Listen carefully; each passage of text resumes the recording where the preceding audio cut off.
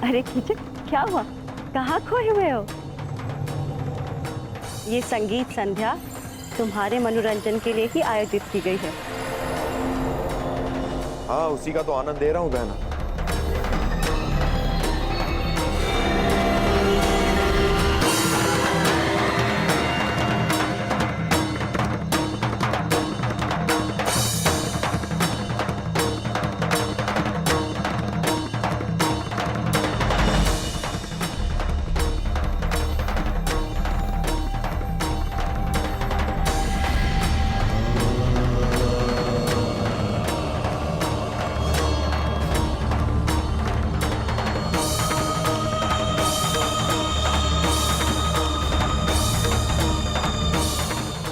अब तक आई क्यों नहीं पांचाली? मित्र दुर्योधन के समक्ष पांडवों के अस्तित्व का भेद खोलने का समय आ गया है।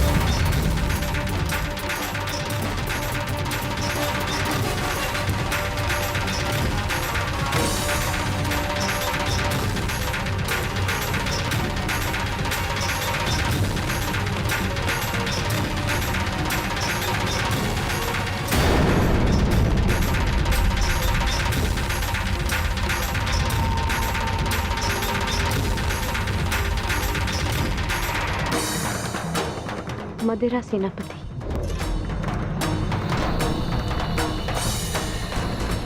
मुझे आपका प्रस्ताव स्वीकार है।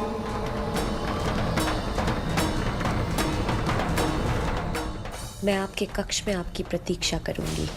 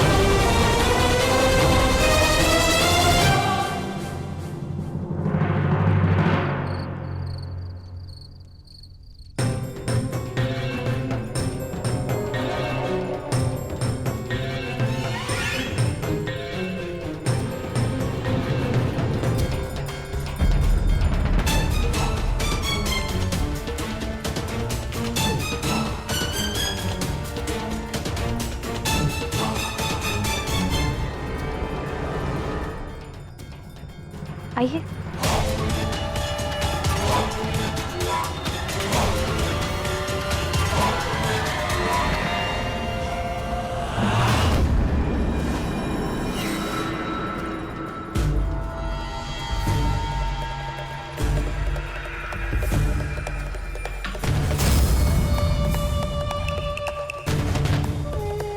क्या हुआ?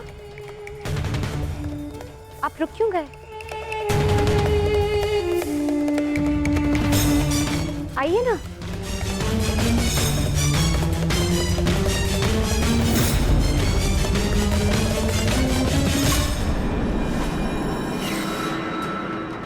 जिस सैरंध्री ने मेरे घूंघट उठाने पर इतना कड़ा प्रतिरोध किया था,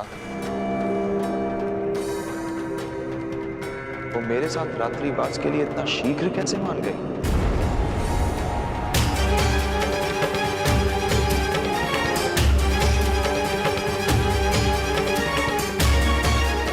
व्यवहार में अचानक परिवर्तन संदेह को जन्म देता है सुंदरी।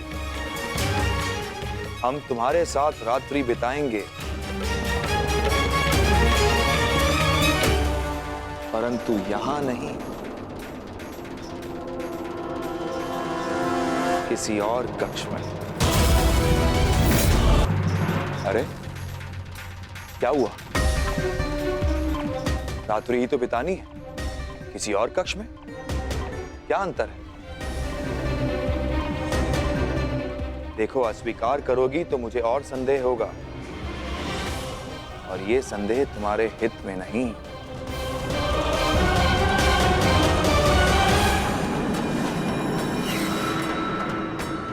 स्वीकार है।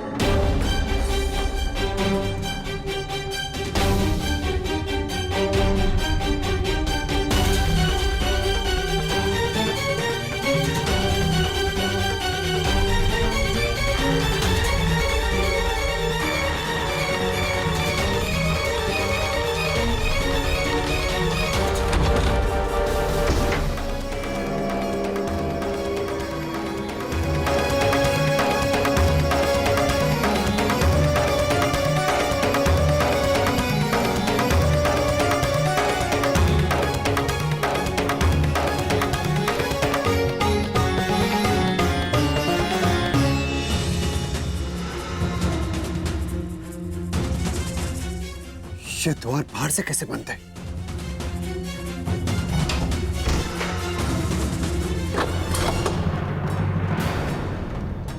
भीम, पांचाली कहाँ है? कीचक को कुछ संदेह हो गया है, वो पांचाली को लेकर कहीं और गया है। कहाँ ले जा सकता है वो पांचाली को? वहां जहां हमारे बीच कोई विघ्न न डाल सके, महाराज के कक्ष में। महाराज वहां संगीत का आनंद ले रहे हैं और यहां आने का साहस किसी में है नहीं, हमारे 5 पतियों में भी नहीं,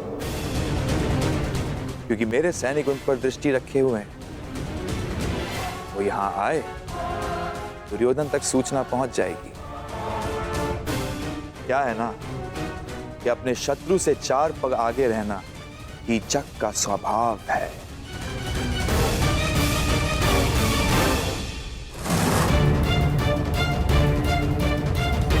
ज्येष्ठ, ये रक्षक यहाँ क्यों? ये कीचक के निजी रक्षक है, परंतु ये महाराज के कक्ष के बाहर क्या कर रहे हैं? क्योंकि कीचक यही है ज्येष्ठ। मैं अभी रक्षक का वध करके कीचक को समाप्त कर दूंगा। नहीं भी, यदि यहाँ कुछ उपद्रव हो तो हमारे विषय में सबको ज्ञात हो जाएगा। क्या करें?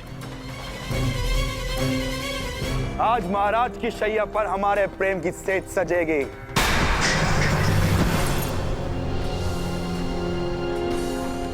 अब वही घूंघट डालकर बैठो जो उस दिन तुमने उठाने नहीं दिया था। सैनिकों, सावधान रहना और किसी को भीतर मत आने देना, किसी को भी नहीं।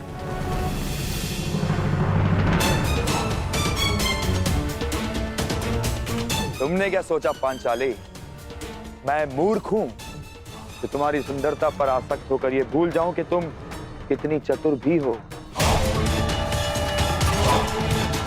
यदि बुद्धि और रूप का संयोग प्रेमिका में हो तो पुरुष सबसे भाग्यशाली होता है, परंतु यदि स्त्री को उस पुरुष से घृणा हो तो यही संयोग महासंकटकारी हो सकता है।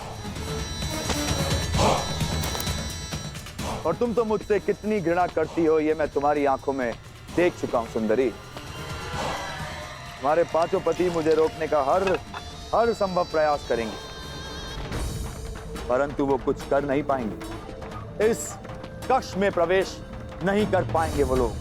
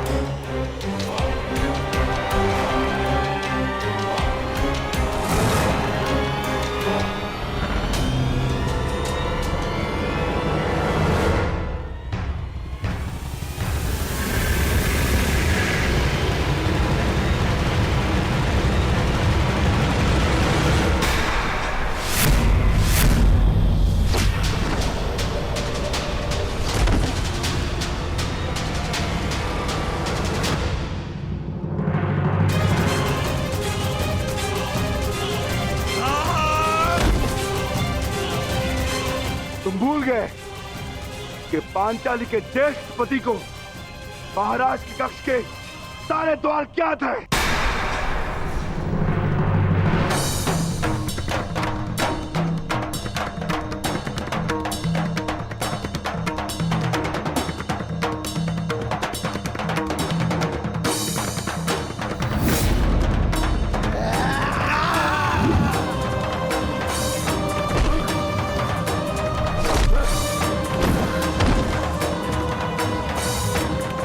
यही कक्ष तेरी समाधि बनेगा भीम। और मैं तुम्हारे भाग्य में समाधि भी नहीं आने दूंगा।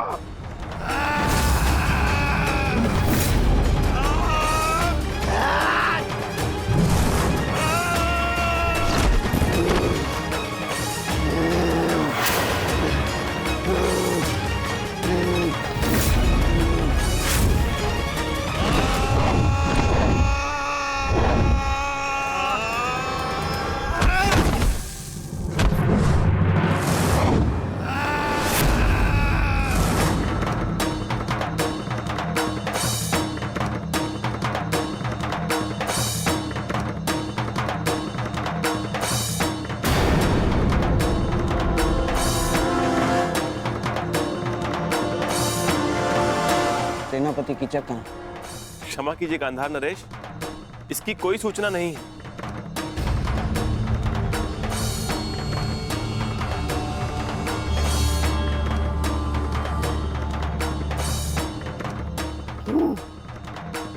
बड़ी सभा को छोड़कर कहाँ जा सकता है कीचक? उसके निजी अंगरक्षक भी तो दिखाई नहीं दे रहे।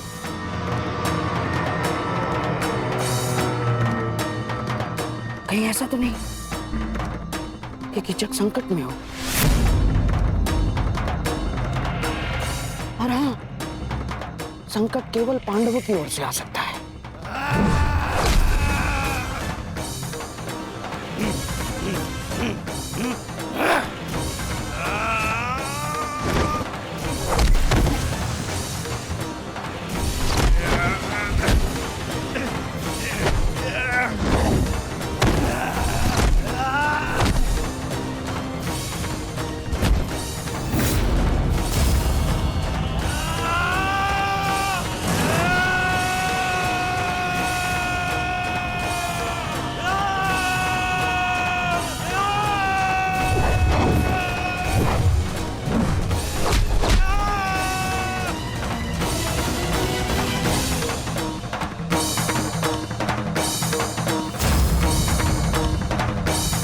दुर्योधन,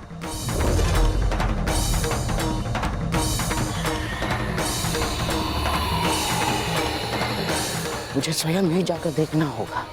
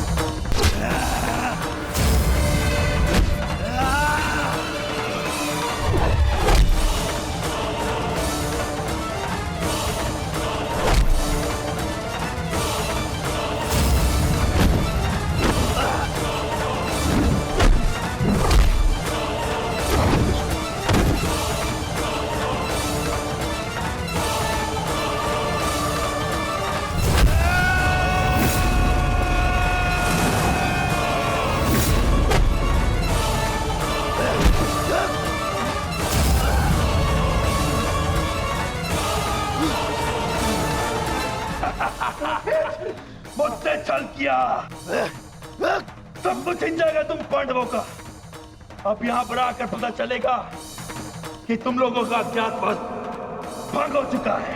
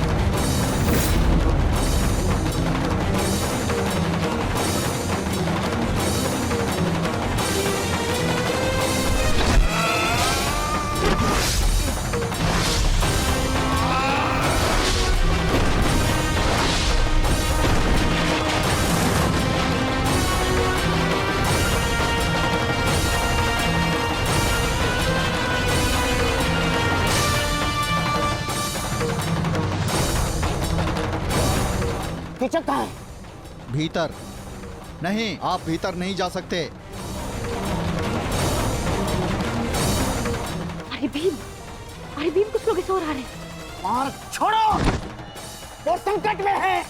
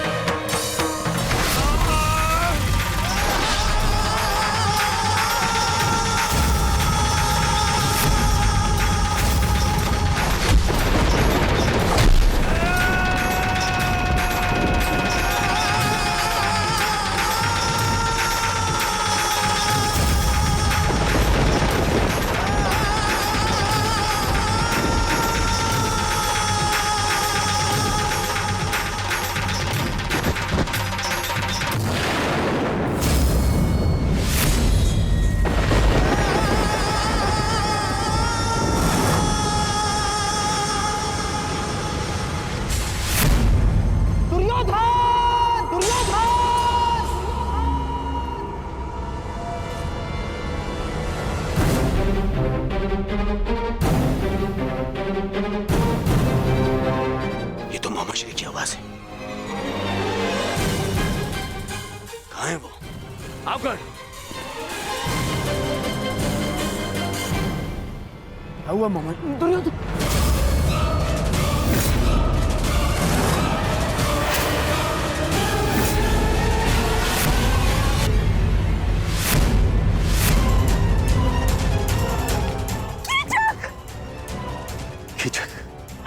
मेरा भाई कीचक।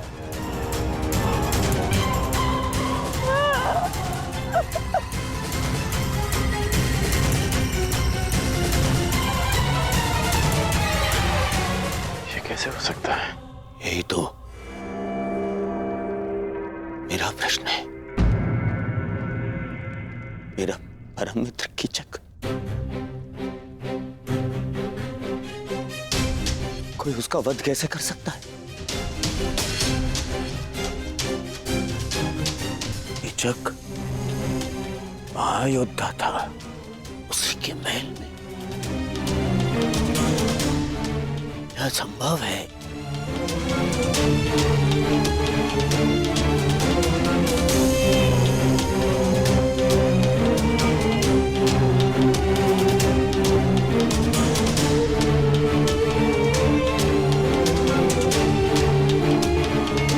समझ रहे हो दुर्योधन?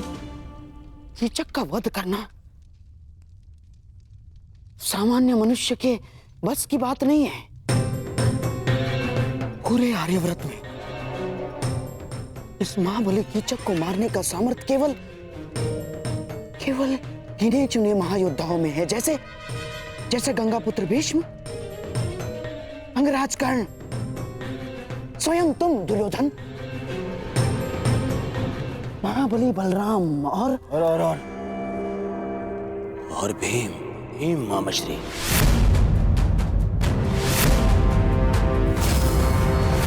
महाबली बलराम और पितामह यहाँ है नहीं।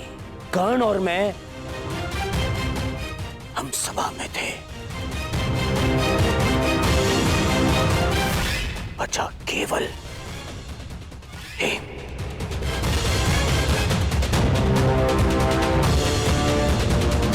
हेम ही हो सकता है जिसने महाशक्तिशाली कीचक का वध किया।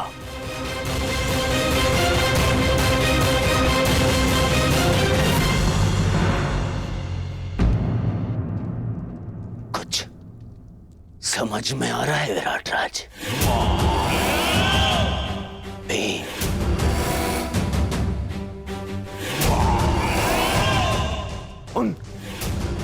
उन 5 पांडवों में से एक, वो जिन्हें ढूंढने मैं यहां आया था, वो जो मेरे सबसे बड़े शत्रु हैं। ये घटना प्रदर्शित करती है कि आपने मेरे सबसे बड़े शत्रु को आश्रय दी है। शत्रु का शत्रु मित्र और शत्रु का मित्र शत्रु। विराट राज शत्रु। कैसी बातें कर रहे हैं कुमार दुर्योधन? मुझे इस बात का कोई भान नहीं। कृपया मेरा विश्वास करें। बस,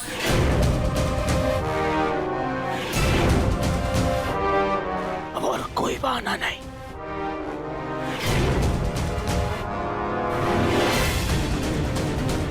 पांडव यही है और मुझे उन्हें अज्ञातवास पूर्ण होने से पहले पहचानना है। और इस बार मेरे मार्ग में कोई नहीं आ सकता, कोई नहीं।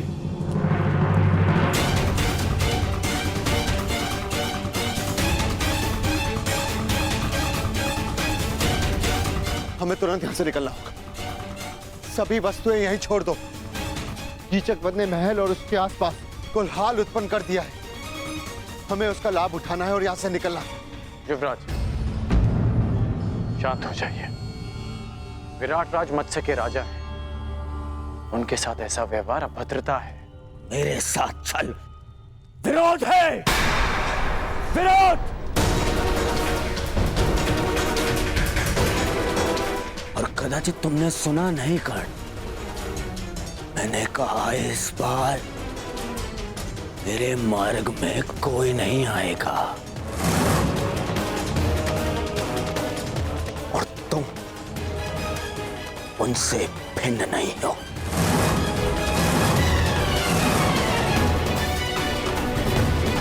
यदि विराट नगर का विनाश नहीं चाहते राजन, तो अपने सैनिकों से कहो यहाँ के हर एक द्वार बंद कर दे।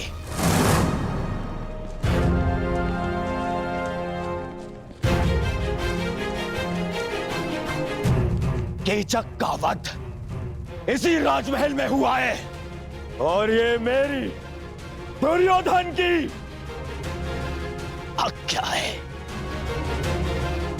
ये राजमहल के हर एक व्यक्ति को राज्यसभा में उपस्थित होने का आदेश दिया जाए। कोई भी अनुपस्थित नहीं रहना चाहिए, कोई भी नहीं। मेरे शत्रु वो पांडव यही छुपे हैं, यही मुझे वो पांडव चाहिए।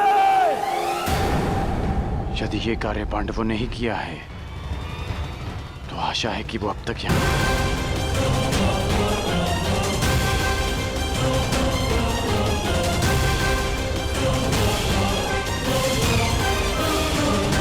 सावधान! कोई भी राजमहल से बाहर नहीं जाएगा। महाराज का आदेश है कि सभी तुरंत सभा स्थल पर उपस्थित हों।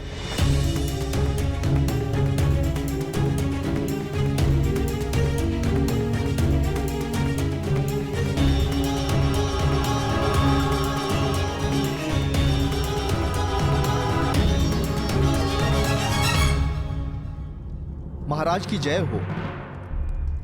आपके आदेश अनुसार राजभवन के सभी द्वार बंद कर दिए गए हैं। कोई अभी यहाँ से नहीं जा सका है। सबको एक पंक्ति में खड़ा कर दो।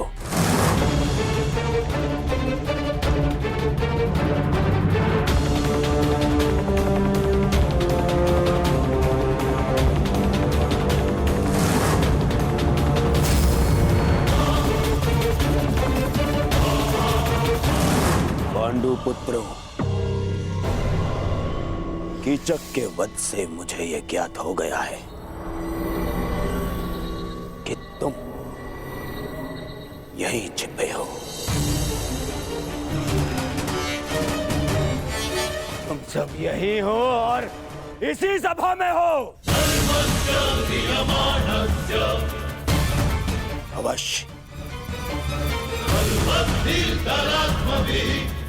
भेष परिवर्तित होगा।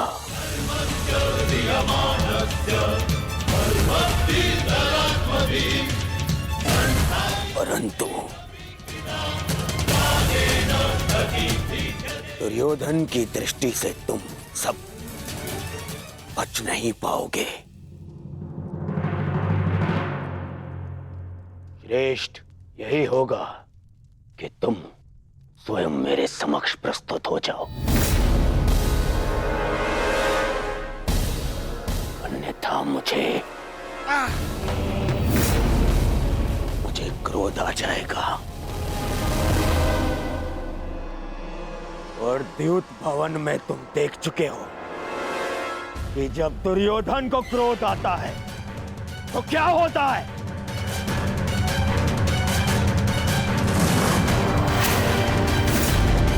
विनम्रता से स्वयं मेरे समक्ष आ जाओ। मेरे समक्ष आ जाओ और फिर सिर झुकाकर वापस उस वन में लौट जाओ।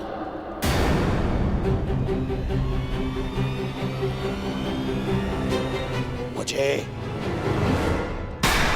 बल प्रयोग करने पर विवश मत करो।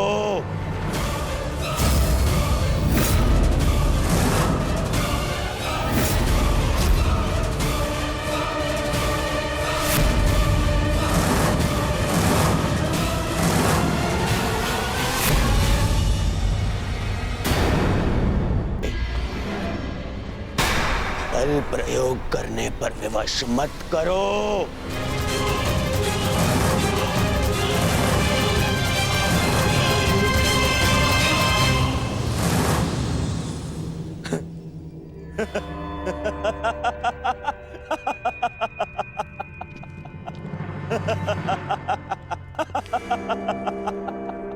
नहीं, तुम स्वयं प्रस्तुत नहीं होगे। कैसे भूल गया मैं कि कितना आनंद आता है तुम पांडवों को मुझे कष्ट देने में।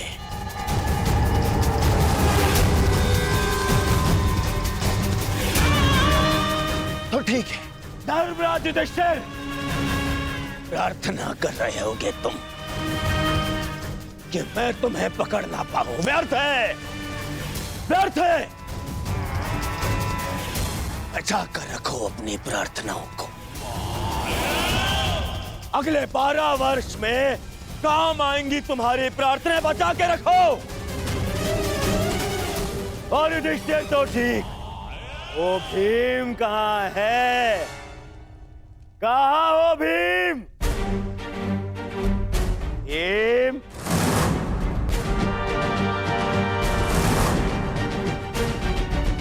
तुम्हें क्या हो गया? सदा मेरी ललकार का उत्तर देने वाला वो विक्रोधर भीम कहाँ छिपा बैठा है? हाय काकर, कहाँ छिपा बैठा है? क्या हो गया भीम? देख, एक तेरे समक्ष वही दुर्योधन है जिसने पंचाली का अस्त्र हरण करवाया था।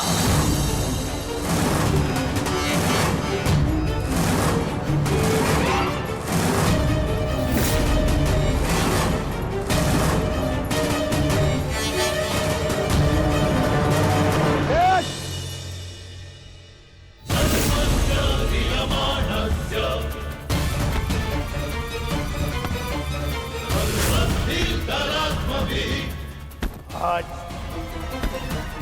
आज भी मेरी गंगा से बिठाने पर दूर है। आज भी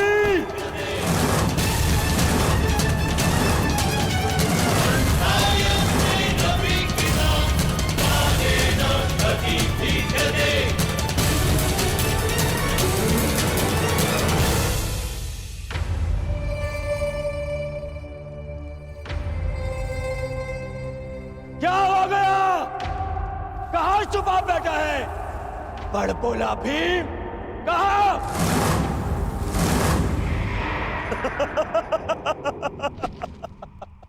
मामा श्री, लगता है वन में इस भूखे भीम ने कुछ ऐसा खा लिया है कि जिसने उसका पौरुष उससे छीन लिया। नपुंसक हो गए हैं ये सभी पांडव, नपुंसक!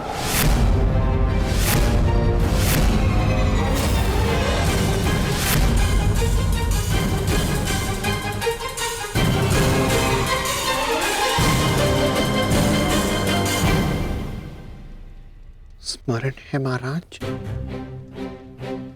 आपने क्या कहा था? आपने कहा था कि आप चाहते हैं कि आपका पुत्र आपको गर्व भरी दृष्टि से देखे, परंतु इस समय आपका व्यवहार आपके पुत्र की दृष्टि झुका देगा। देखिए, किसी दूसरे राज्य का युवराज आपकी प्रजा में सबको ऐसे ललकार रहा है जैसे विराट राज उसके दास हैं, और आप यूं मौन खड़े हैं।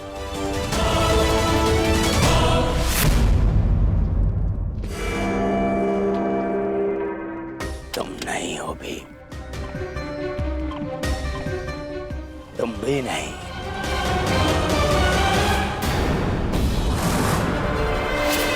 भीम,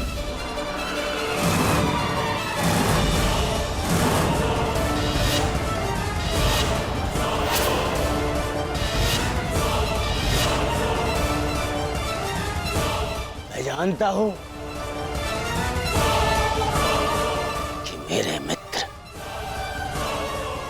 कीचक का वध तुमने ही किया है। प्रतिशोध लूंगा, मैं प्रतिशोध लूंगा।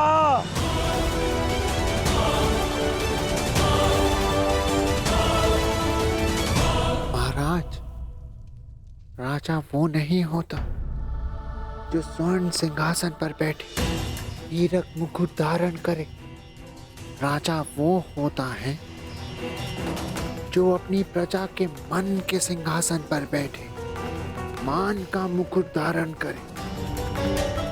चेत जाइए महाराज, चेत जाइए।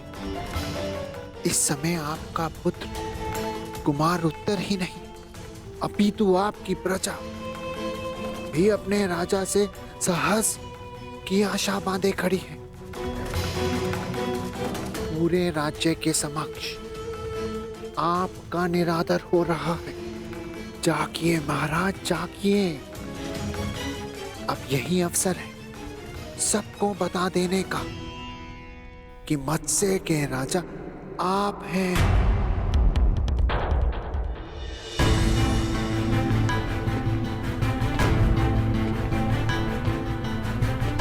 युधिष्ठिर, तुम तो पांचों पांडवों में सबसे अधिक बुद्धिमान हो।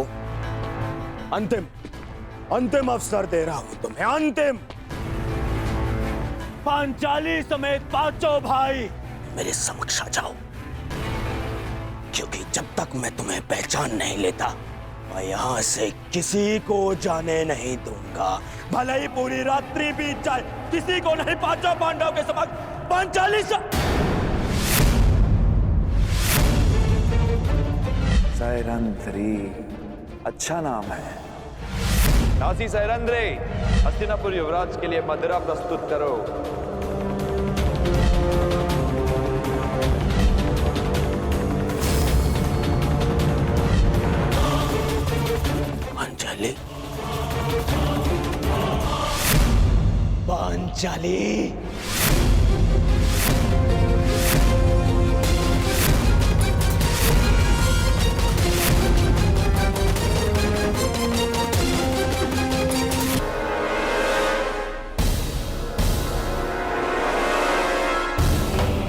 रामश्री ठीक कहते हैं, क्रोध में मैं बुद्धि से काम नहीं लेता। महाराज, आप केवल भय और संशय के दबाव में हैं। अपने भय और संशय को दूर कीजिए महाराज, दूर कीजिए और रोकिए, रोकिए इस दुर्योधन को महाराज, रोकिए। उन 5 मोतियों को ढूंढ रहा था, जबकि वो सूत्र मेरे समक्ष है।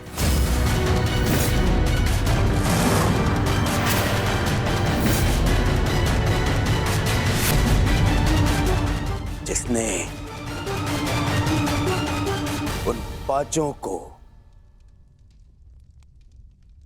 एक सूत्र में बांध के रखा है।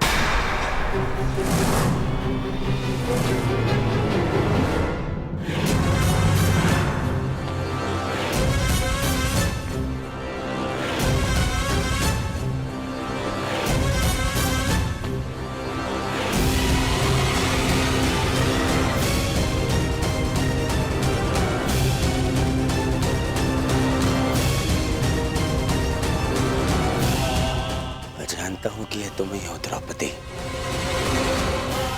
कि पूरे समय अपना मुख घूंघट से छुपा के रखे। कीचक की इतनी प्रताड़ना के पश्चात भी मुख से आह तक ना निकाले। कुछ कीजिए महाराज। किस बात का भय है? क्या उसका कारण वस्त्रहरण की लज्जा है, या फिर पुनः अपमान का डर? देखना, जो पांडव मेरे ललकार के पश्चात भी प्रस्तुत नहीं हुए, वो कैसे तुम्हारे घूंघट उठाते ही प्रस्तुत हो जाएंगे।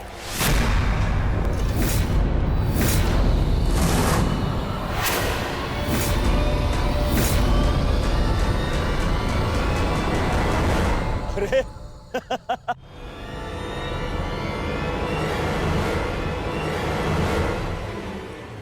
शाबाश दुर्योधन, अब होगा इन पांडवों का अज्ञातवास भंग।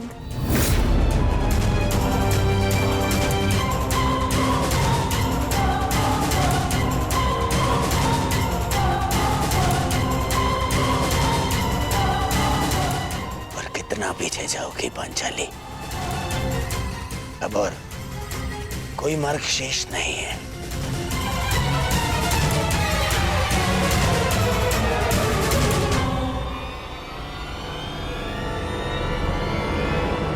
रुक जाओ कुमार दुर्योधन।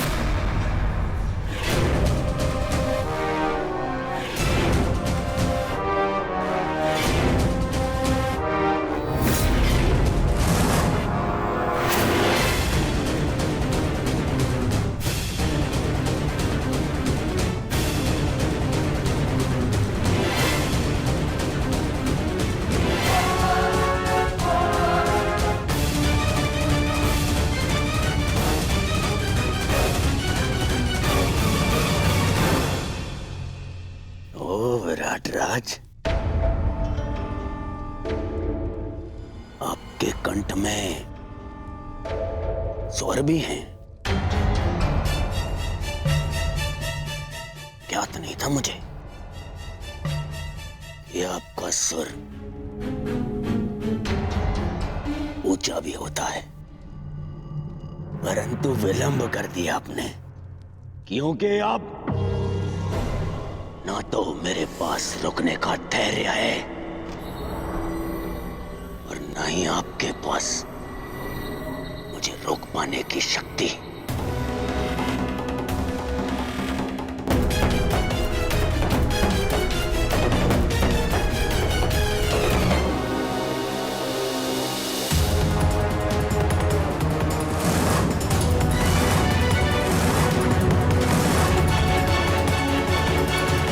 मैं सावधान करता हूं कुमार दुर्योधन।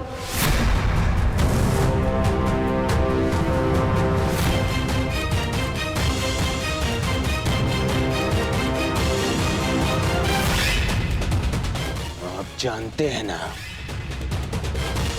कि आप हस्तिनापुर के युवराज को ललकार रहे हैं। ये हस्तिनापुर नहीं, मत्स्यराज है, विराट नगर है ये। और यहां भरी सभा में स्त्री के मान का हरण नहीं होता, परंतु भरी सभा में स्त्री का अपमान करने वाले का वध अवश्य हो सकता है।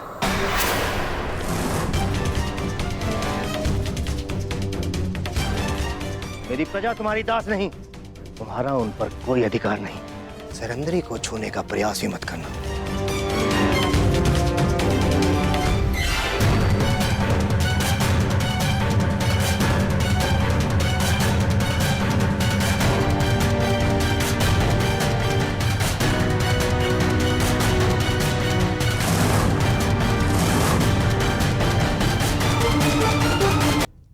हम आपकी प्रजा का अपमान नहीं कर रहे हैं, हम तो केवल पांडवों को ढूंढने का प्रयास कर रहे हैं।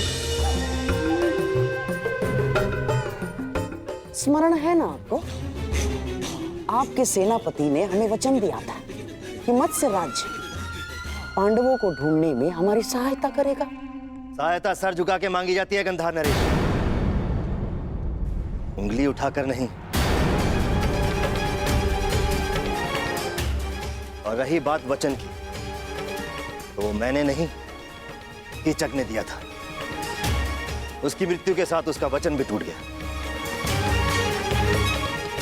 आप लोग शीघ्र ही यहां से प्रस्थान करें, वही आपके हित में होगा। आप मुझे देख बजाय दुर्योधन को ललकार रहे हैं। देख बजाय दुर्योधन को। नहीं, मैं हस्तिनापुर के मध्य अंध युवराज को चेतावनी दे रहा हूं। आपके आगमन पर हमने आपका बहुत आदर सत्कार किया। विवश मत कीजिएगा कि आपके प्रस्थान पर आपका निरादर करना पड़े। अरे हट! इसे तो मैं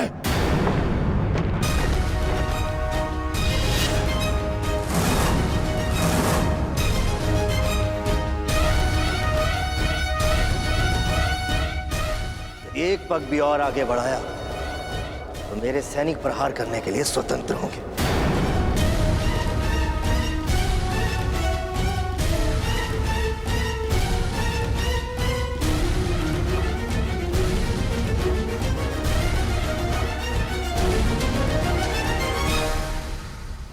मैं तुम्हें क्षमा नहीं करूंगा विराट राज। मेरा अपमान है, प्रतिशोध अवश्य लूंगा। दुर्योधन, यह अवसर उचित नहीं है, चलो यहां से।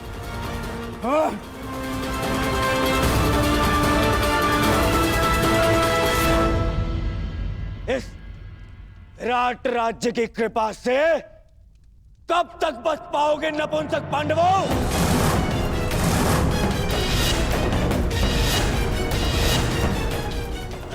तुम्हें फिर से वन भेजकर ही सांस लूंगा।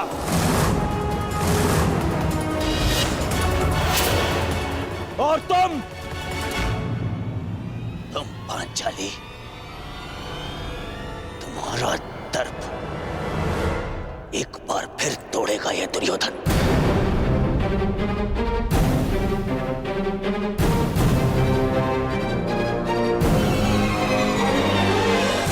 और तुम विराट राज,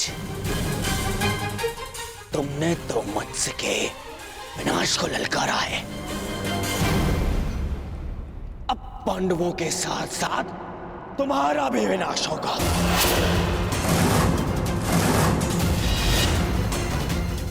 मेरे प्रतिशोध की अग्नि से तुम्हारे राज्य का हर एक घर राख हो जाएगा।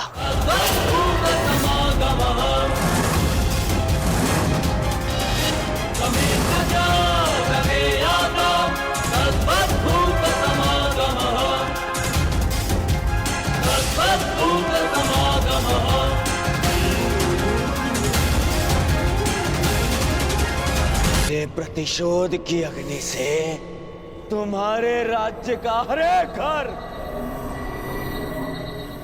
राख हो जाएगा।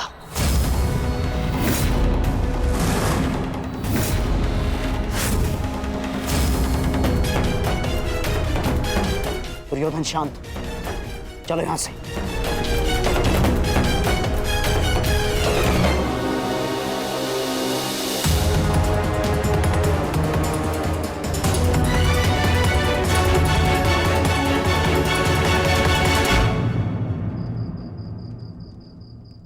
प्रणिपात महाराज। महारानी का स्वास्थ्य तब कैसा है? भाई खोने की पीड़ा है कंक, जाते जाते ही जाएगी। अभी वो अपने कक्ष में विश्राम कर रही है। यदि कोई आवश्यकता पड़े तो स्मरण कर लीजिएगा महाराज। सबसे अधिक आवश्यकता के समय तुम सहायता कर चुके हो कंक।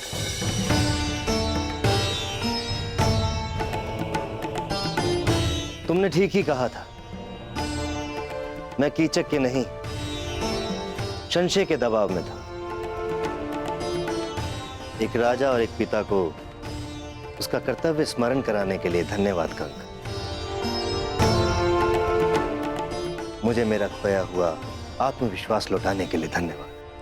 क्षमा कीजिएगा महाराज, समय सावधान रहने का है।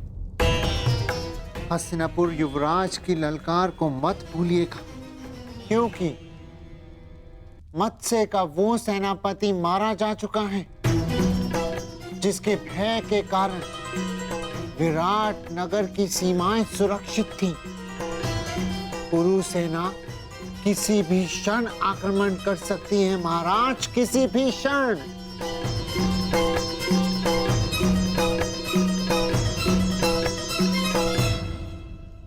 ठीक कहा कंक तुमने। सच में संकट की घड़ी आ गई है। मैं आसक्त हूं और कुमार उत्तर तो अभी स्वयं बालक है। इस संकट की घड़ी में तुम्हें कोई मार्ग दिखाओ।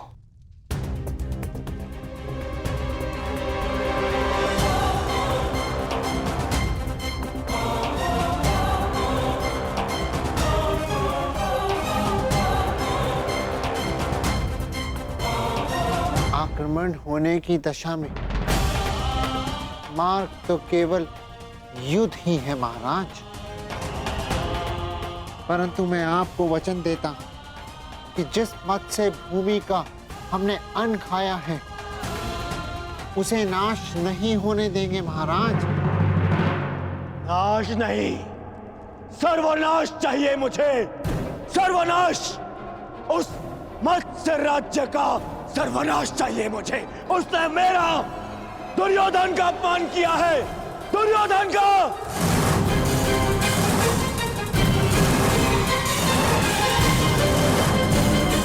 उस अपमान का कारण स्वयं तुम हो दुर्योधन।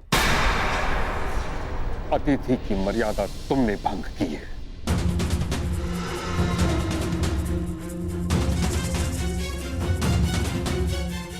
मैं कुछ भंग करना चाहता था तो वो केवल उन पांडवों का अज्ञातवास जो उस सभा में नहीं हुआ, वो अब रणभूमि में होगा। विराट पर आक्रमण करके होगा।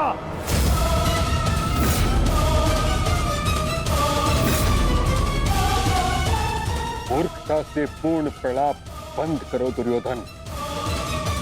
केवल इस कारण कि तुम्हें संदेह है कि पांडव वहां थे, हम आक्रमण नहीं कर सकते। नहीं, संदेह नहीं, पूर्ण विश्वास है मुझे। वो सैरंद्री ही पांचाली थी।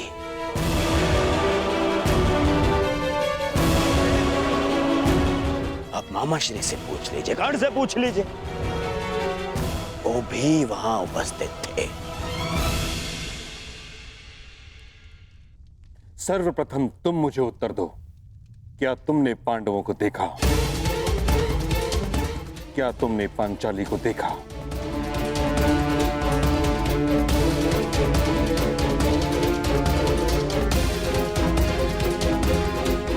मैं बस देखने ही वाला था।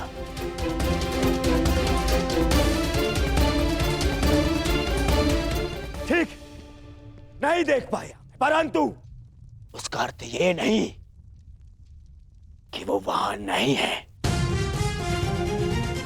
तो अभी बताइए पिताश्री, कीचक जैसे अशक्तिशाली का वध और कौन कर सकता है? उसका वध ही इस बात का साक्ष्य है कि भीम वहां उपस्थित था।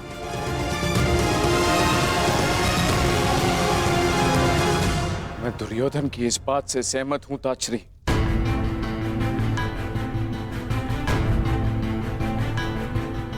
महाराज, कड़ी धूप में हमें आभास होता है कि दूर कहीं जल है, परंतु पास जाने पर ज्ञात होता है कि वह हमारा भ्रम था। वह मृग तृष्णा थी। दुर्योधन भी मृग तृष्णा का रोगी है।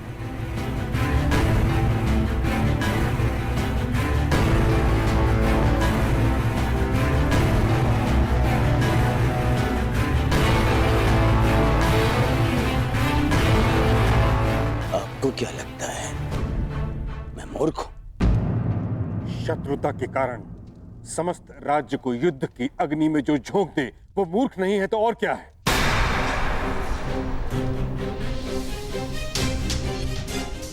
कितनी बार तुम्हें समझाने का प्रयास किया है, परंतु तुम समझने को तैयार ही नहीं हो। पांडवों से बैर के कारण कब तक हस्तिनापुर को कलंकित करते रहोगे तुम? कब तक राज धर्म को दूषित करते? हम देह के निवारण के लिए सहस्त्र सैनिकों के प्राण दांव पर लगा रहे हो।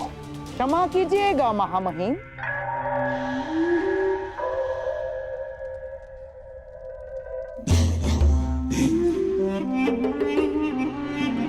परंतु मनुष्य के निर्णय लेने के पीछे केवल दो ही तो कारण होते हैं, एक विश्वास और दूसरा संदेह। आपको संदेह था महाराज धृतराष्ट्र की योग्यता पर, इसीलिए आपने महाराज धृतराष्ट्र के भाई महाराज पांडु को राजा बना दिया।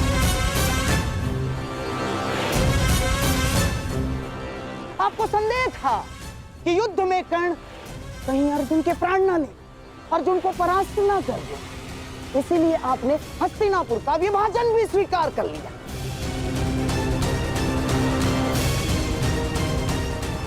आपको संदेह था कि द्यूत सभा में आपके प्यारे पांडवों के साथ कोई छल ना हो जाए, इसीलिए आपने नियम बनाए।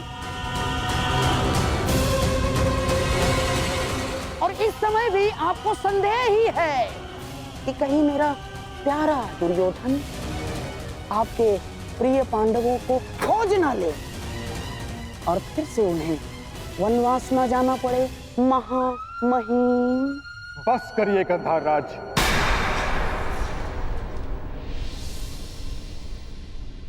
आप ही हैं जो सदैव दुर्योधन का मन कुलुषित करते रहते हैं। कभी समझाया है आपने इसे कि एक सैनिक जब मृत्यु को प्राप्त हो जाता है तो कैसे उसका परिवार धीरे धीरे वर्षों तक मरता रहता है?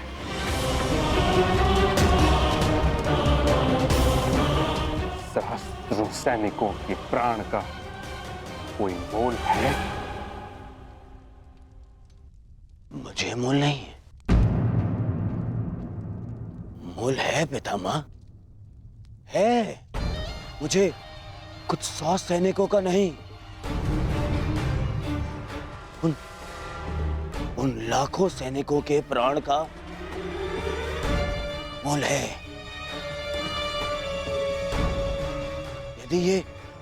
ये युद्ध नहीं हुआ तो पांडव प्रस्तुत होंगे और फिर महायुद्ध होगा। ऐसा महायुद्ध जिसमें लाखों सैनिक अपने प्राण गंवाएंगे, फिर लाखों परिवार थोड़ा थोड़ा करके हर दिन मरते रहेंगे।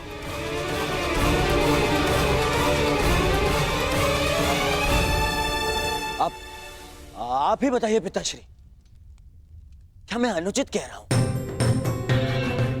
लाखों सैनिकों के प्राण बचाने के लिए